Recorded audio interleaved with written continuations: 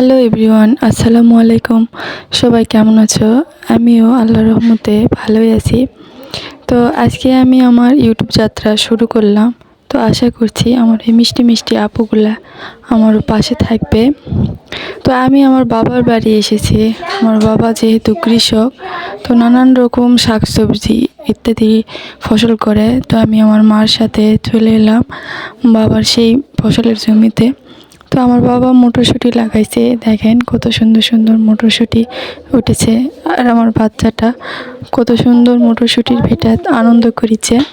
আমার এই ছোট্ট ছেলে নাম আব্দুর রহমান, ওর বয়স 1 বছর, সবেমাত্র হাঁটা শিখিচ্ছে। আমার 2 ছেলেই এরকম খোলামেলা পরিবেশে খেলতে অনেক পছন্দ করে। তবে আমার বাবার বাড়ি আসলে সেটা হয় না। রাস্তার ধারে বাড়ি, রাস্তাতে সবসময় গাড়ি যায়, এজন্যে সবসময় বাড়ির ভিতরে থাকতে হয়। তবে আমার শ্বশুর বাড়িটা অনেক খোলামেলা, ওখানে অনেক খেলাধুলা করতে পারে, বাইরে ঘুরতে ফিরতে পারে, রাস্তা নাইকো, তো ওদের জন্য সুবিধা হয়। তবে আমার বাবার বাড়িতে থাকতে ভালো লাগে। আসলে বাবার বাড়িটা অনেক শান্তির জায়গা। আমার মনে হয় প্রতিটা মেয়েই বাবার বাড়িতে যায় শান্তি পায়। সেখানে নিজের স্বাধীনতা মতো ঘুরতে ফিরতে, কাজ করতে, সব কিছু করতে ভালো লাগে, কেউ বাধা দেওয়ার নেই গো।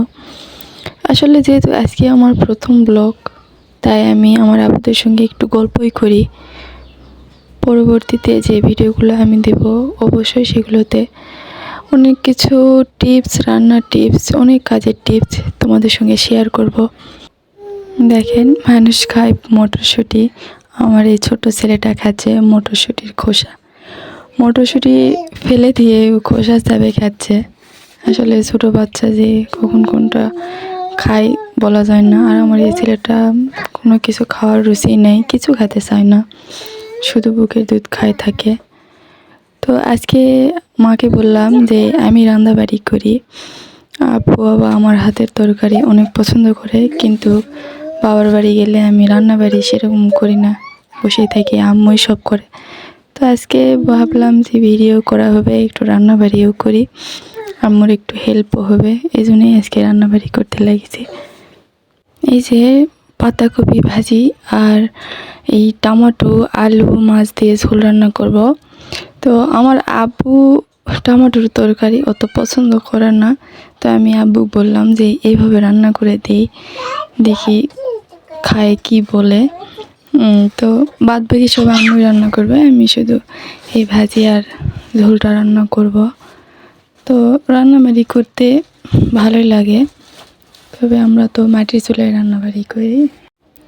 গ্যাসের চুলা থেকে মাটির চুলায় রান্না করলে কিন্তু তরকারির স্বাদটা একটু বেশি লাগে।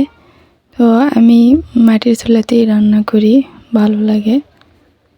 যে একদিকে পাতাকপি ভাজা করেছি আর আরেকদিকে যে আলুগুলো ভেজে নিচ্ছি।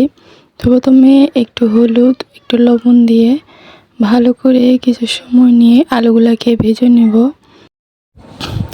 আর ওপর দিকে কিছুটা পেঁয়াজ দিয়ে আর তেল দিয়ে ভালো করে নাড়াচাড়া করে নেব। তারপরে কিছুটা জিরা দিয়ে দিব, দিয়ে ভালো করে জিনিসটাকে ভেজে নিয়ে তারপর আগে থেকে যে ঝাল লবণ মশলা মিশানো যে ইয়েটা ছিল সেটা দিয়ে ভালো করে কষে নেব।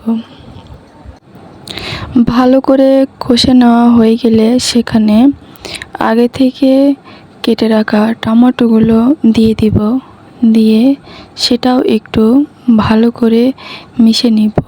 তারপরে ঢাকন দিয়ে ঢেকে রাখবো। ঢাকনা তুলে তরকারিটা আবার ভালো করে একটু নাড়াচাড়া করে নেব। ভালো করে নাড়াচাড়া করা হয়ে গেলে সেখানে আগে থেকে ভেজে রাখা যে আলুগুলো ছিল সেটা দিয়ে দিব, দিয়ে আবার একটু ভালো করে মিশিয়ে নিব। মিশিয়ে নিয়ে কিছুটা পানি দিয়ে আবার ঢেকে রাখবো।